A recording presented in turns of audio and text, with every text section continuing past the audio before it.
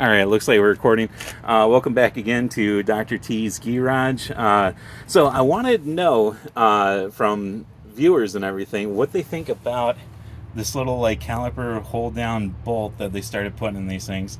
I don't want to say just started, but most of my cars are from the 90s. We didn't have this. I didn't start seeing it until my wife had a 2005 Volkswagen Jetta. They had this, and yeah, for the most part, I'm not really like a traditionalist where everything has to go back to stock when I'm done.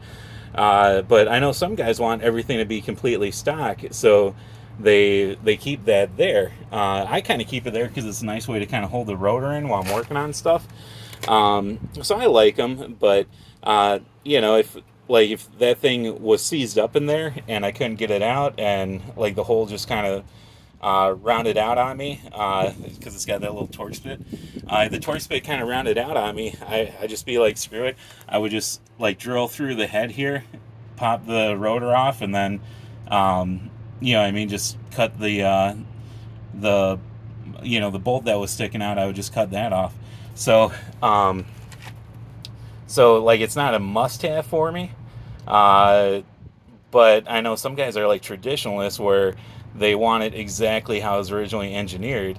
But it seems like most of the ones I talk to, my buddies and everything, they're like, yeah, I'm never putting that thing back on because they'll see us. So let me know in the comments what everyone else does.